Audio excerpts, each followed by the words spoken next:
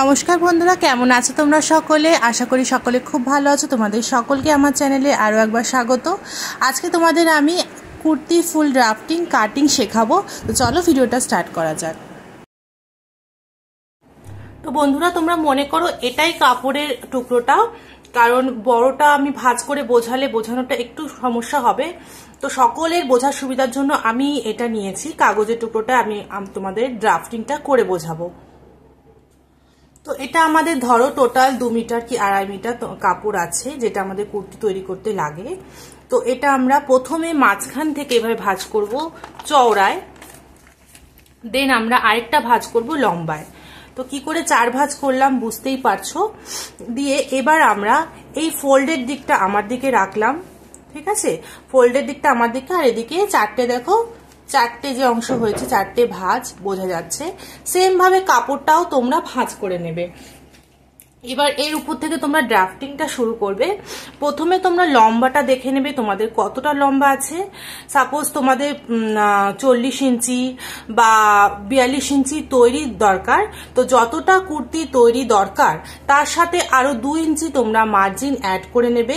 সেলাই মার্জিন নিচে ফোল্ড করবে এবং কাঁধে ফোল্ড করবে, টোটাল 2 ইঞ্চি অ্যাড করে টোটাল লম্বাটা তোমরা নেবে, ঠিক আছে? আমি এটা পুরো কাগজটার উপরেই লম্বাটা দেখাচ্ছি, মনে করছি পুরোটাই আমার দরকার, সেই হিসাবে।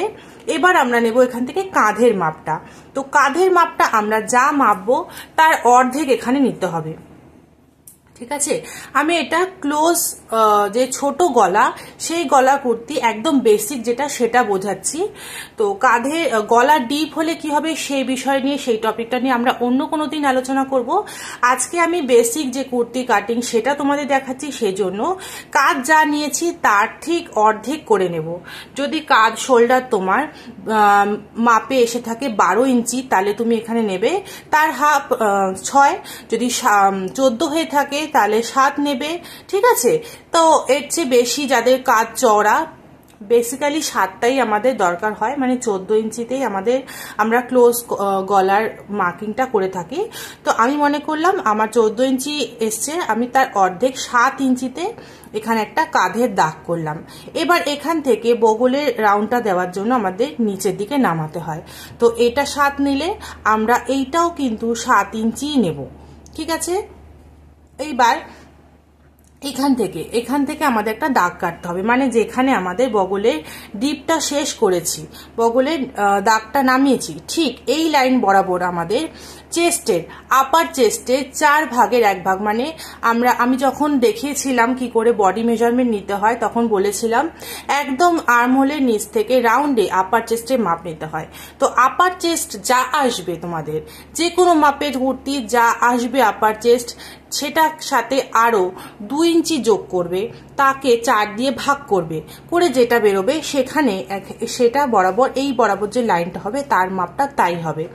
সাপোজ আমার এখানে 40 ইঞ্চি চেস্ট আছে, তো আমি 40-এর সাথে 2 আরো যোগ করব, 42 করব, তাকে 4 দিয়ে ভাগ করব, ঠিক আছে? তো আমি এখানে 10.5 ইঞ্চিতে নেব। তোমাদের যা মাপ আসবে সেই অনুযায়ী তোমরা করবে। এইবার একদম উপর থেকে এই অবধি আরেকটা দাগ নিতে হবে কোমরের লাইনে। ওয়েস্ট লাইনের দাগটা আমরা উপর থেকে কত ইঞ্চি নিচে নেব? এটা নিয়ে নেব আমরা 14 ইঞ্চি নিচে, ঠিক আছে? যদি কারোর হাইট খুব বেশি থাকে, বা তোমরা যদি 46 ইঞ্চির উপরে কারোর বডি মাপের বানাও, সেক্ষেত্রে 15 ইঞ্চি নিচে দাগ নেবে। আদারওয়াইজ তোমরা যে কোনো মাপে 14 ইঞ্চি নিচে আরো একটা দাগ কাটবে। এই দাগটা কতটা চওড়া নেবে? তোমরা যতটা কোমরের চওড়া গোল নিয়েছিলে, ঠিক এই চেস্টে যেটা নিয়েছো তোমরা 4 ভাগের তোমরা টোটালের মাপের সাথে 2 ইঞ্চি অ্যাড করে 4 ভাগের 1 ভাগ করেছো, এটাও তাই করবে। কোমরে যা মাপ বেরিয়েছে তোমাদের তার সাথে 2 ইঞ্চি যোগ করবে, যোগ করার পরে সেটাকে 4 দিয়ে ভাগ করে যা হবে, এখান থেকে এই অবধি 14 ইঞ্চি নিচে সেরকম একটা দাগ কেটে নেবে, ঠিক আছে? এইবার আমাদের কুর্তি কি হয়, একটা সাইড স্লিট হয়, সাইড থেকে একটা কোমরের অংশে যে কোনো একটা জায়গার পর থেকে কাটা থাকে। তো সেই দাগটা আমরা কত ইঞ্চি নিচে দেব? সেই দাগটা দেব আমরা হচ্ছে এই যে এখানে আমরা 14 ইঞ্চি বা 15 ইঞ্চি নিচে একটা দাগ দিয়েছিলাম, এখান থেকে আরো 7 ইঞ্চি নিচে আমরা দাগ দেবো। হিপ রাউন্ডে যা আসবে তার সাথে টোটাল 2 দিয়ে আরো 2 যোগ করবে, তাকে তোমরা 4 দিয়ে ভাগ করে যা আসবে সেটা এই 14 ইঞ্চি নিচের থেকে আরো 7 ইঞ্চি নিচে আরেকটা দাগ কেটে নেবে। তো এই দাগগুলো আমাদের হয়ে গেল। এবার দেখো এগুলো আমরা মিলিয়ে দেব। এটা হয়ে গেল। এইখানেই তোমরা একটা মার্কিং করে রাখবে, এখান থেকে তোমাদের এই অবধি তোমরা সেলাই দেবে, তার নিচ থেকে তোমাদের কাটা কুর্তির যে কাটা অংশটা থাকবে যতটা নিচ অবধি যাবে, যতটা তোমাদের লেন্থ থাকবে তত অবধি স্লিটটা থাকবে। এইবার দেখো আর্ম হোলের কি করে তোমরা রাউন্ড দেবে। আর্ম হোলের জন্য তোমরা এখান থেকে, যেহেতু আমাদের কাঁধটা অনেকটা চওড়া নিয়েছিলাম, তো বগলের শেপটা যাতে ভালো আসে এরকম ধরনের চওড়া কাঁধের ক্ষেত্রে আমরা 1/2 ইঞ্চি ভেতর দিয়ে আরেকটা এরকম দাগ দিয়ে নিই, দিয়ে টেপটাকে এরকম আড়াআড়ি ভাবে ধরে এখানে 1 ইঞ্চিতে আমরা একটা রাউন্ড দিই। আর এই যে এটা টোটালটা তোমরা মেজার করে নেবে কতটা আছে, তার ঠিক 1/2 অবধি এই রাউন্ডটাকে নিয়ে আসবে। দিয়ে বগলের শেপটা হয়ে গেল। এবার তোমরা, এটা তোমাদের হচ্ছে ফিটিংসের মাপ। এবার তোমরা যতটা এক্সট্রা নিতে চাও, 1.5 ইঞ্চি 2 ইঞ্চি ম্যাক্সিমাম 2.5 ইঞ্চি এক্সট্রা তোমরা চক দিয়ে আরেকটা মার্কিং করে নেবে, করে এবার টোটালটাকে কাটিং করে নেবে। ঠিক আছে। আরেকটা কথা বলে দিই, আমরা যখন চওড়া কাঁধ মানে বোট নেক কলার নেক তৈরি করি তখন 1/2 ইঞ্চিতে আমরা এখানে একটা দাগ দিই, তাহলে এখানে কাঁধের শেপটা খুব সুন্দর আছে। তো এই তোমাদের হলো টোটাল যা করতে হবে, আমি একদম ডিটেলসে কাগজের উপর বুঝিয়ে দিলাম। এবার এই মাপটাই আমি তোমাদের কাপড়ের উপর দেখাবো। তো যেরকমটা বলেছি দেখো, এটা আছে 4 ভাগ কাপড়। ঠিক আছে, 4 ভাগ কাপড় আমি এটা উল্টো দিক করে ভাঁজ করে রেখেছি, কারণ আমি এই উল্টো সাইডে চকের মার্কিং গুলো করবো। তো 1 2 3 4 ফোল্ড। এটা হচ্ছে খোলা দিকটা এইদিকে আছে, আর বন্ধ দিকটা আমার দিকে, এই দিক থেকে আমি মার্কিংটা করব যেরকমটা আমি কাগজের উপর তোমাদের দেখিয়েছিলাম। আর দেখো আরেকটা জিনিস,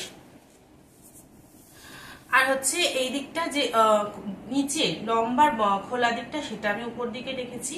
তো এখানটা একটুখানি অসমান আছে, আমি পরে এটা ঠিক করে নেব। যেহেতু আমি এই কাপড় থেকে হাতা বের করব সাইড থেকে, তাই আমি বডিটা তো এতটা চওড়া আমাদের প্রয়োজন হবে না। মোটামুটি বডিটার জন্য আমাদের যতটুকু কাপড় দরকার ততটুকু মতো সেটা বুঝে তোমরা ভাঁজ করে নেবে। আর এদিক থেকে যে এক্সট্রা অংশটা থাকবে তাহলে সেই অংশটা থেকে আমরা হাতা বার করে নিতে পারবো। তো এইভাবে আমি কাটিংটা করব। তো এটা যেহেতু সমান নেই, আমি কিছুটা উপর দিক থেকে বাগিয়ে দিচ্ছি। এখানে আমি কাঁধের হাফ মানে 7 ইঞ্চিতে দাগ করে নিচ্ছি। আমার 14 ইঞ্চি শোল্ডার ছিল, 7 ইঞ্চিতে আমি দাগ করে নিলাম। এটা আমাদের কাঁধের চওড়াটা বেরিয়ে গেল। এবার এখান থেকে আমরা নিচের দিকে আরো 7 ইঞ্চি নিচে ডাউন করলাম।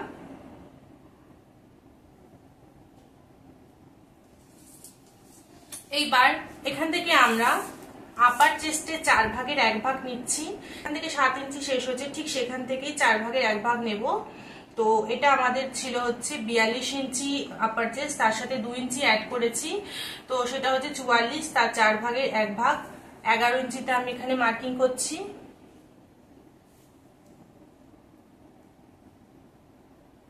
আবারও এখানে কাঁধের এখান থেকে ধরবো সোজা 14 ইঞ্চি নিচে একটা মার্কিং করব। এটা হচ্ছে কোমরের 4 ভাগের 1 ভাগ আমরা নিয়ে নেব। কোমরের যা আছে তার সাথে 2 ইঞ্চি অ্যাড করে আমার 4 ভাগের 1 ভাগ করে দাঁড়িয়েছে 10। তো আমি 10 ইঞ্চিতে এখানে দাগটা দিলাম। এইবার এখান থেকে আরো 7 ইঞ্চি নিচে আরেকটা দাগ দিচ্ছি। খুব সিম্পলি, খুব সহজ ভাবে বোঝাচ্ছি, যদি কোথাও কোনো অসুবিধা হয় অবশ্যই আমাকে কমেন্টে জিজ্ঞাসা করবে। এখানে আমার হয়েছে 11.5 ইঞ্চি। তো এই 3টে দাগকে আমি একবার একেবারে স্কেলের সাহায্যে অ্যাড করে নিচ্ছি।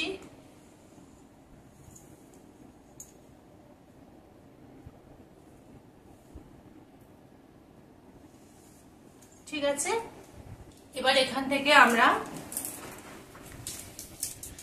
নিচের চওড়াটা নেব।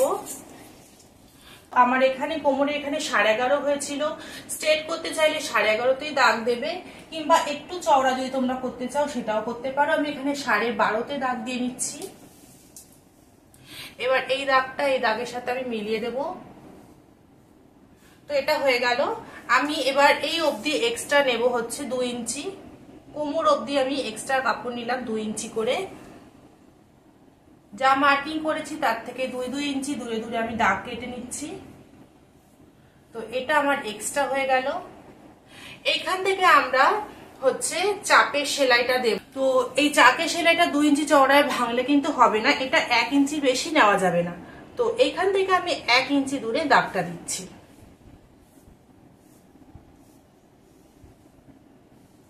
দেখো আমাদের টোটাল কিন্তু এটা হয়ে গেল। এবার আমরা আর্মহোলের রাউন্ডটা দেব। যেহেতু এটা চওড়া কাঁধ, তাই জন্য আমরা 1/2 ইঞ্চি ভেতর দিকে প্রথমে এই দাগটাকে তেরছা করে ঢুকিয়ে নেব। এতে করে কি হবে, কিছুই না, আর্মহোলের শেপটা ভালো আসে। এবার দেখো 1 ইঞ্চি দূরে টেপটা এরকম ধরে মার্কিং করলাম। এর ঠিক হাফ থেকে আমরা রাউন্ডটা দিয়ে দিলাম। আর এখান থেকে আমরা 1/2 ইঞ্চি শোল্ডার ডাউন করব। গলা মোটামুটি যতটা চওড়া থাকবে তারপর থেকে ডাউন করবে। এটা টোটাল কমপ্লিট হয়ে গেল। এবার দেখো যে ড্রাফটিংটা আমি এতক্ষণ দেখালাম পুরোটা আমি কাটিং করে নেব। কাটিং করে নেওয়ার পরে আমাদের ফ্রন্ট এবং ব্যাক পার্ট যেহেতু আমরা একসাথে কাট করেছি সেটাকে আমাদের আলাদা করে নিতে হবে। তো এখানে মার্কিং আমি করে নিলাম ব্যাক পার্টটা। এবার নিচে যে জয়েন্টটা ছিল সেটা ছাড়িয়ে নিচ্ছি। ফ্রন্ট পার্টের ক্ষেত্রে শুধু আর্ম হোলের দিকে আমাদের একটুখানি আরেকটু ডিপ করে রাউন্ড করে কেটে নিতে হয়। 1/2 ইঞ্চি ভেতর দিয়ে আমি আরেকটা কাট করে নেব, তাহলে এটা আমাদের টোটাল কমপ্লিট হয়ে যাবে। আর আমার আজকের ভিডিওটা তোমাদের কেমন লাগলো অবশ্যই আমাকে জানাবে। ভালো লাগলে লাইক কমেন্ট শেয়ার করো। আর অবশ্যই আমার চ্যানেলটাকে সাবস্ক্রাইব করে বেল আইকনটাকে প্রেস করে রেখো। ভিডিওটা ফেসবুক থেকে দেখলে ফেসবুক প্রোফাইলটাকে ফলো করে দিও। সকলকে অসংখ্য ধন্যবাদ ভিডিওটা দেখার জন্য। সুস্থ থেকো, ভালো থেকো, টাটা।